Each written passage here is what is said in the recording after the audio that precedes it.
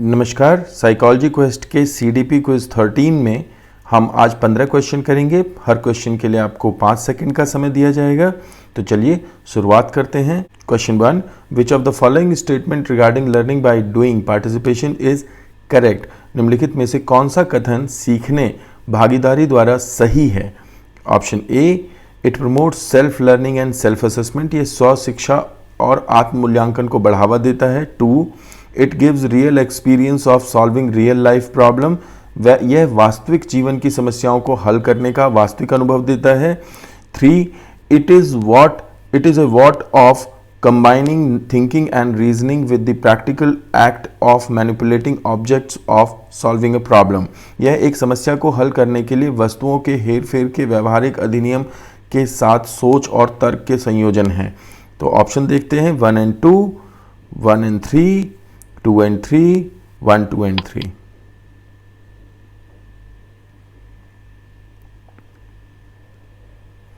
जी, इसका आंसर होगा 1, 2 and 3। ये तीनों ही आर्ग्यूमेंट्स बिल्कुल सही हैं, इन्हें याद कर लीजिए। लर्निंग बाय डूइंग के लिए ये जॉन डुई के आर्ग्यूमेंट्स हैं। Next question, which of the following imitative behavior involves acquiring behavior as a result of observing a model. निम्नलिखित में से किस अनुकरणीय व्यवहार में एक मॉडल को देखने के परिणाम स्वरूप व्यवहार प्राप्त करना शामिल है। Option A, eliciting effect, B, inhibitory effect, C, disinhibitory effect और डी, मॉडलिंग इफेक्ट।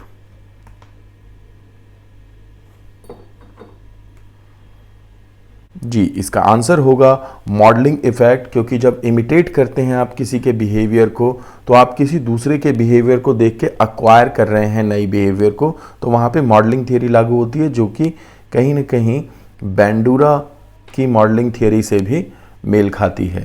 तो नेक्स्ट क्वेश्चन देखते हैं। Question 3, which of the following stages of Kohlberg of moral judgement share many features with Piaget's stages. Kohlberg ने नैतिक नियम के निम्नलिखित चरणों में से किस चरण में पियाजे के चरणों के साथ कई विशेषताएं साझा की हैं। तो option A, stage 2, stage 3 and stage 5, B, stage 1, stage 2 and stage 3, C, stage 2, stage 4 and stage 6 और D, stage 1, stage 2 and stage 5। यहां पे सही आंसर होगा 1, 2 एंड 3। तो शुरुआती, क्योंकि पियाजे ने 15 साल की एज के बाद तो कार्य ही नहीं किया है, तो उन्होंने कहा था कि 11 की एज के बाद जो एब्स्ट्रैक्ट कॉन्सेप्चुलाइजेशन की एज होती है उसके बाद उन्होंने इसको स्टडी नहीं किया है एज को 15 से ऊपर। और बाकी जो 3 स्टेजेस हैं एडोलसेंस को ही दर्शाती हैं। तो आंसर होगा B. Next question, which of the following processes are involved in problem solving. समस्या को हल करने में निम्नलिखित में से कौन सी प्रक्रिया शामिल है। Option A, comparing, B, inferring, C, classification of objects and dates and D, using trial and error. तो देखते हैं, ए यानी 1 and 2, B 1, 2, 3 and 4, C 2, 3 and 4 and D 1 and 3।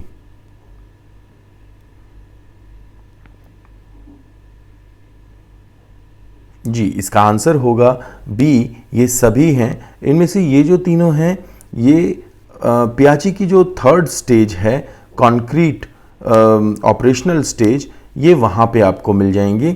और जो ट्रायल एंड एरर है ये भी है तो वहीं पे, लेकिन क्योंकि ट्रायल एंड एरर का पियाजे वर्ड का यूज़ नहीं करते तो इसलिए ये भी शामिल होती है समस्या समाधान में, जो कि ट्रायल एंड एरर थॉर्नडाइक ने दिया था। Next question, while teaching the concept of fractions to a student of 6th grade, a teacher performed the following task: distributed few pieces of paper, circular, rectangular shape and thread to all the students and asked them to divide them into 2 parts. The student may divide the paper thread either in equal or unequal part. This above scenario indicates which sequel phase of 5E's learning model. Option, evaluation phase, elaboration phase, explanation phase और engagement phase. जी, इसका answer होगा engagement phase, क्योंकि जो paper या जो भी चीज़ दी गई उसको जब डिवाइड किया जा रहा है तो वो सबसे पहले वहाँ पे वो इंगेजमेंट दिखा रहे हैं, यानी अपने तरीके से वो इंगेज होने की कोशिश कर रहे हैं प्रोसेस में, तो ये इंगेजमेंट फेज है। Which of the following criteria are met by the Kohlberg's stage of moral development. Kohlberg के नैतिक विकास के चरणों में निम्नलिखित में से कौन से मापदंड हैं? ऑप्शन ए स्ट्रक्चर्ड होल्स, यानी एक पूर्ण की संरचना। 2 क्वालिटेटिव डिफरेंसेस, गुणात्मक अंतर। और 3 इनवेरिएंट सीक्वेंस, यानी कि क्रमबद्ध क्रम। तो देखते हैं, A only 3, B 2 and 3, C 1 2 and 3 and D 1 and 3।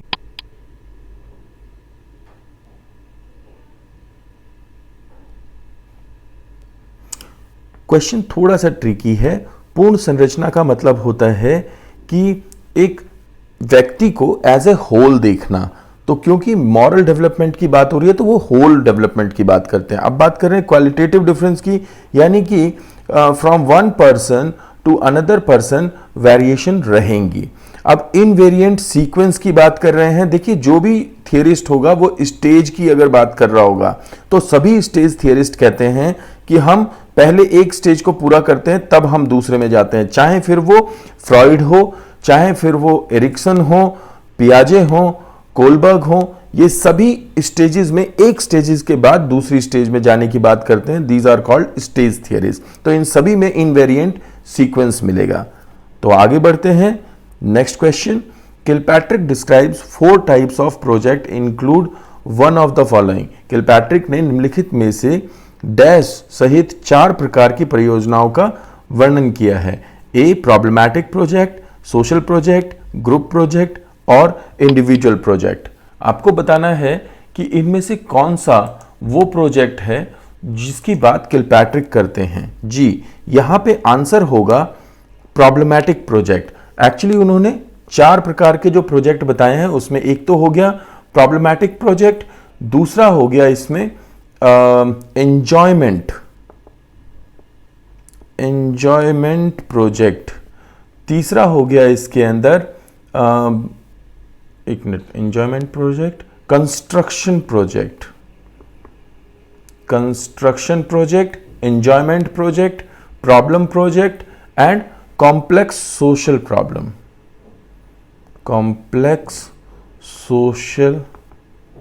Problem. तो ये 4 प्रकार के प्रोजेक्ट बताए हैं किलपैट्रिक ने। Next question, Which of these statement in relation to reinforcement is false? सुदृढ़ीकरण के संबंध में इनमें से कौन सा कथन असत्य है? Option A, it must be delivered according to a reinforcement schedule, B, improvement should be reinforced, C, reinforcement must be delivered at the end of day, और D, it should not be given if the student does not achieve the required criteria। तो देखिए, यहां पे जो सबसे पहली line दी हुई है कि वो रीइंफोर्समेंट शेड्यूल के अनुसार दिया जाना चाहिए। जी बिल्कुल, आपको इसके लिए स्किनर को समझना चाहिए जिन्होंने रीइंफोर्समेंट शेड्यूल की बात की है। दूसरा है इंप्रूवमेंट शुड बी रीइंफोर्स, जब भी इंप्रूवमेंट हो तो उसको रीइंफोर्स करना चाहिए, बिल्कुल सही है। Reinforcement must be delivered at the end of the day, बिल्कुल गलत है। ये बिल्कुल उसी समय देना चाहिए, हमेशा ध्यान रखिएगा, तत्काल होना चाहिए reinforcement। It should not be given if the student does not achieve the required criterion। देखिए, अगर reinforcement की बात है तो वो तभी दिया जाएगा जब वो क्राइटेरिया अचीव हो जाए। तो ये बिहेवियरिस्टिक प्रिंसिपल है, तो बाकी तीनों में बिहेवियरिस्टिक प्रिंसिपल ही लागू होगा। नेक्स्ट क्वेश्चन, शिक्षा की क्रियाशीलता के सिद्धांत का क्या अर्थ है? What is the meaning of principle of activity in education? Option A, क्रियाशील विद्यार्थी को काम में व्यस्त रखना चाहिए अन्यथा वे अनुशासनहीन बन जाएंगे। 2, शिक्षक को कक्षा में अत्यधिक क्रियाशील रहना चाहिए। 3, विद्यार्थी क्रियाशील होते हैं, उन्हें करके सीखने का अवसर दिया जाना चाहिए। और ऑप्शन है A only 2 and 3, B only 2, C 1 2 and 3 and D 1 and 3। देखिए, जहां तक क्रियाशीलता के सिद्धांत की बात है तो यहाँ पे एक्टिविटी की बात की जा रही है। वो सभी टीचर जो कहते हैं कि अगर बच्चा कोई काम ज़्यादा तेज है और वो कक्षा में अनुशासनहीन हो रहा है तो उसको काम ज़्यादा दे दो। तो वो सभी क्या कह रहे हैं, एक्टिविटी बेस्ड टीचिंग की बात कर रहे हैं। यहाँ पे ये तीनों ही बातें ठीक हैं, एक तो व्यस्त रखना, एक अत्यधिक क्रियाशील रहने की बात, और एक सीखने के अवसर दिए जाने की बात। तो आंसर होगा C. Next question, which of the following factor influence the actual teaching learning process and practice. निम्नलिखित में से कौन सा कारक वास्तविक शिक्षण प्रक्रियाओं और प्रथाओं को प्रभावित करता है। Option A, role of teachers, B, beliefs and assumptions, C, model of evaluation, और D, processes of classroom interaction. अच्छा, इसमें ओके ये नंबर गलत हो गए हैं तो आप इन्हें 1 2 3 4 माने। तो ऑप्शन ए है 2 3 एंड 4, बी है 1 2 3 एंड 4, सी है 1 2 3 और डी है 1 3 एंड 4।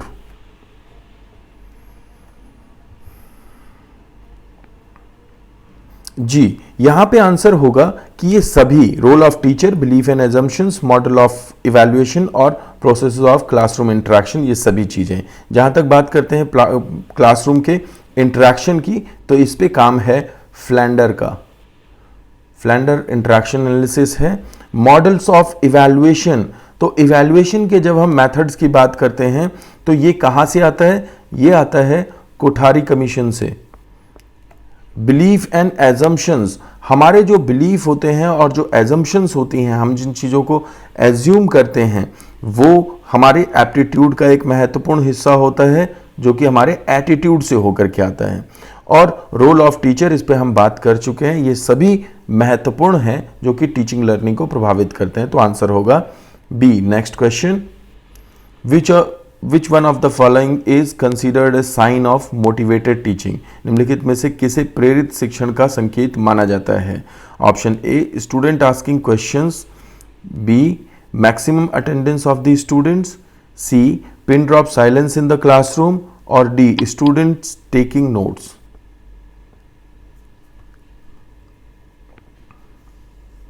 देखिए भाई, साइलेंस इज वायलेंस तो ये नहीं होगा।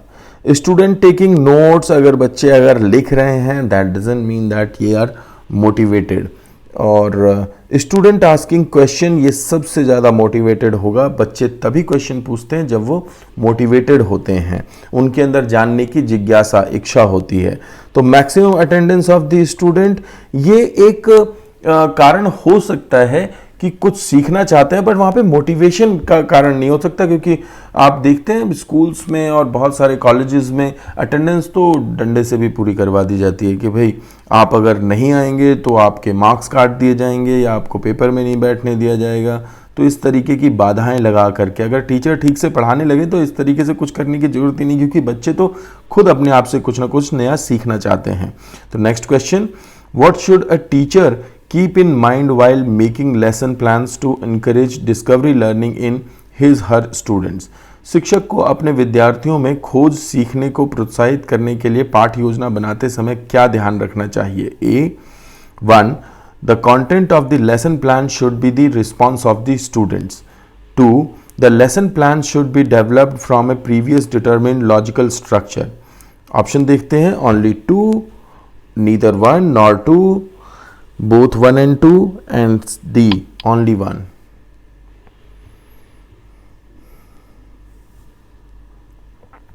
जी, इसका आंसर होगा केवल एक। The lesson plan should be developed from A previously determined logical structure. ध्यान रखिएगा, लॉजिकल स्ट्रक्चर होना चाहिए, it is not necessary previously determined नहीं होना चाहिए। तो वो उसी तरीके से होना चाहिए, इम्प्रॉम्प्ट होना चाहिए, प्लान्ड होना चाहिए, लेकिन प्री डिटरमिन्ड नहीं होना चाहिए। तो next question, when a child is made of demonstrate dash as normal occurring behaviour, then we say that the behaviour modification has taken place in child.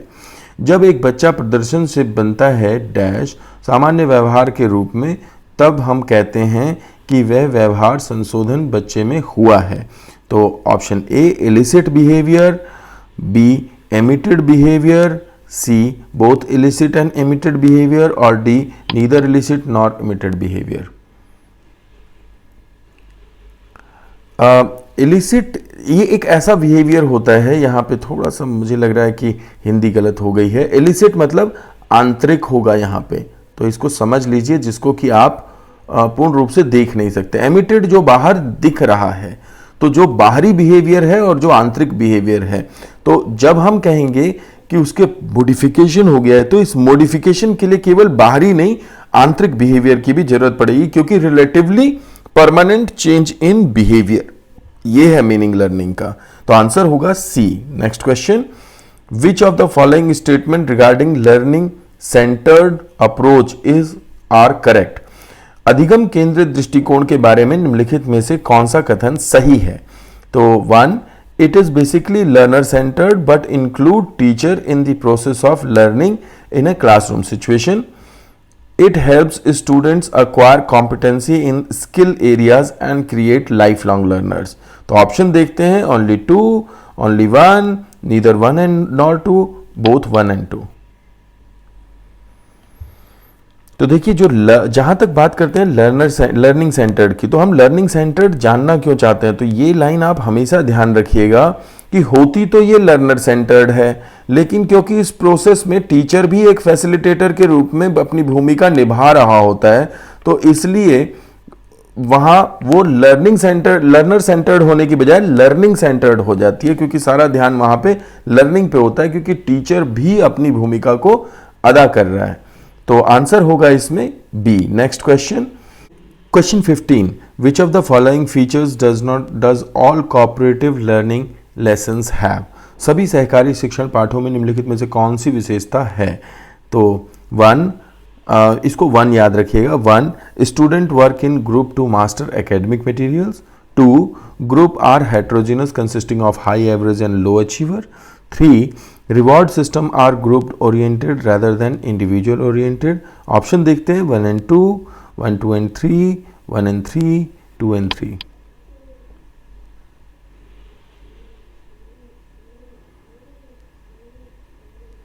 जी, इसका आंसर होगा बी, 1, 2 and 3। तो यहाँ पे देखिएगा, master of academic material, heterogeneous consisting of high average and achiever और लो achiever, और यहाँ पे ग्रुप ओरिएंटेड इंडिविजुअल ओरिएंटेड के स्थान पे। तो हम क्या करते हैं, हम टर्म्स को उठाते हैं और इस तरीके से आप इसे याद रख सकते हैं। तो आज का क्वेश्चनियर हालांकि थोड़ा सा टफ था, थोड़ा ट्रिवियल भी था, लेकिन आशा करता हूँ कि आपको करने में मज़ा आया होगा। थोड़ा चैलेंज रहना ज़रूरी है। कमेंट बॉक्स में बताइएगा कि आपका स्कोर क्या रहा और फीडबैक देते रहिए। Thank you so much.